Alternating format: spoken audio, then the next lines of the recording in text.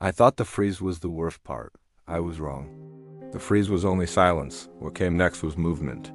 It started with a letter, not urgent looking, no bold warnings. Just an envelope from the bank, addressed to me. I opened it slowly. Inside was a confirmation, a transaction notice, not a withdrawal. A transfer, authorized by my son. I read it twice. Then again. I didn't understand what I was seeing. The amount wasn't huge. That almost made it worse. It meant it was normal, routine. I checked the date. It had happened while my account was frozen. That didn't make sense. I called the bank immediately. This time, I didn't explain. I asked, "Can an authorized contact move money without telling the account holder?" There was a pause. Then the answer I wasn't ready for. "Yes," I asked, "under what circumstances?" She said, "Under the authority granted." That phrase felt cold. I asked if that authority had limits. She said, "According to the document, it does not." I asked to see the document. She said I already had. I told her I didn't remember agreeing to that. She said, "It's standard language, standard." Another safe word. Another dangerous one. I hung up and sat at the table. The same kitchen table, but it felt different now. Like a place where something had been signed away quietly. I called my son. He answered quickly. I asked him about the transfer. He didn't deny it. He explained it. Said he was just organizing things, consolidating, making sure bills were covered. He said he planned to put it back, eventually. I asked why he hadn't told me. He said it wasn't necessary, that he didn't want to confuse me with details. That hurt more than the money. I asked how much he could move. He said, "Enough." That word echoed. Enough for what? I asked if he could sell things.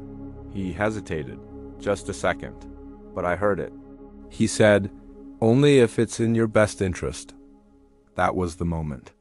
The moment I realized I wasn't the one defining my best interest anymore. I asked him to stop. He said he would. I asked him to reverse the transfer. He said it would take time. Everything now took time. I went back to my files. Found the copy of what I had signed. This time I read it carefully, slowly, line by line. The language wasn't dramatic. It didn't sound abusive. It sounded efficient. It granted authority to manage assets, to make decisions, to act on my behalf. Those last words mattered, on my behalf. Not with my permission, not with my presence, on my behalf. I felt sick. I hadn't known he could do that, but ignorance wasn't protection. It was permission. I called a friend that evening, someone I trusted.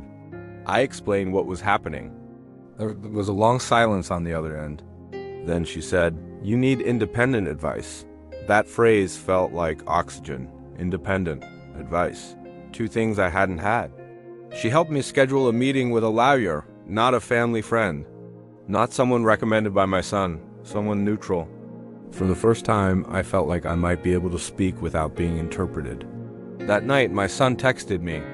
Said he was hurt that I didn't trust him, that he felt accused. I stared at the message for a long time. I realized something else then. Trust, once questioned, feels like betrayal to the one holding power. I didn't respond right away. I needed to think, because what I had signed didn't just give him access. It gave him legitimacy, and taking that back would not be simple. If you think stories like this should be told, you can support the channel by liking this video. If you want to keep watching, subscribe to the channel. A new episode every day. Cool doesn't always mean fair.